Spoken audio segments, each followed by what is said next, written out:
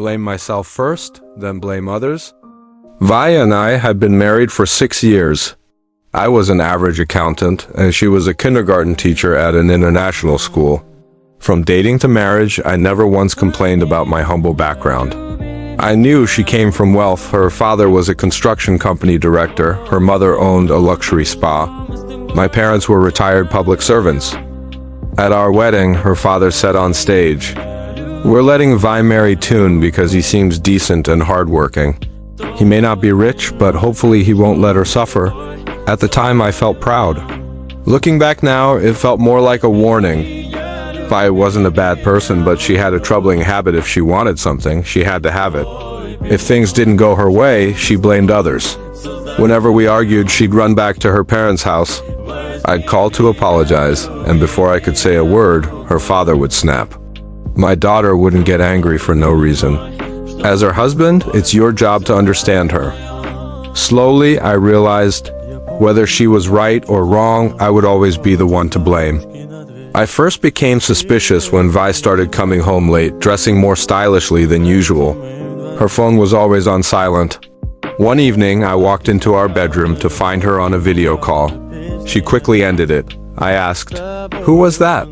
She glared and said, "You really have nothing better to do? You're acting like a nosy woman." I let it go. But a few days later, I hired someone to follow her. The truth hit hard. She was having an affair with a man named Kia restaurant chain CEO. I got photos of them holding hands at the mall, dining out, entering a hotel. I printed everything and brought it to her parents, hoping they'd talk sense into her. But her father coldly replied, "Vi is young. She has the right to make mistakes. As for you, go make some real money instead of policing your wife." I was stunned. I never yelled at Vi. I didn't hit her. I simply moved into the guest room. Every time I saw her smiling at her phone, I felt like a ghost in my own house. One night, I heard laughter coming from the bathroom. Vi was on a video call, the sound of running water in the background. A man's voice asked, "Is your husband asleep?" She giggled and said, "Yeah, even if he's not, who cares? You're the one I want now." I didn't knock. I didn't confront her. I just turned away, heart burning. I didn't tell my parents. Not until my father was hospitalized with a stroke. That's when I finally confided in my mother. She held my hand, tears flowing. "I'm sorry, son. I thought you were happy. If you're not respected in that house, leave. Don't stay just to save face." That night I returned home and drafted the divorce papers. I handed Vi the divorce papers. She smirked. "You think you get to walk away? My parents won't let that happen." Sure enough, that evening I was summoned to her family's house. Everyone was seated, waiting. Her father threw the papers on the table. "You have the nerve to file for divorce? My daughter should be the one leaving you," her mother chimed in. "Toon, no matter what happened, Vi is still the mother of your child. She just made a small mistake. A man should be forgiving." I laughed bitterly. "A mistake? Sleeping with another man and mocking her husband? Sir, I've tried my best. But love can't be carried by one person alone. I no longer want a fake marriage. I'm leaving. Whether or not Vi signs is irrelevant now." I stood up and walked out. Behind me were curses, slamming chairs, and Vi's voice shouting, "You think you'll be fine without me?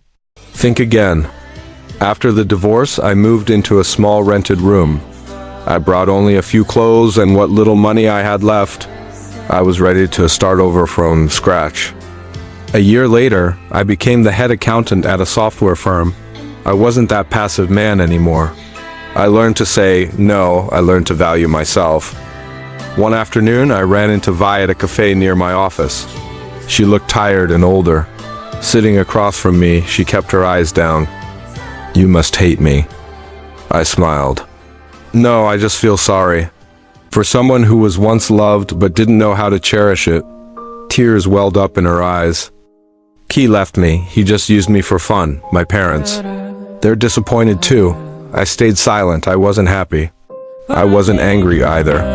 Just free. I never sought revenge. I didn't expose Vi or her family online. I didn't sue for damages. I simply lived kindly and firmly.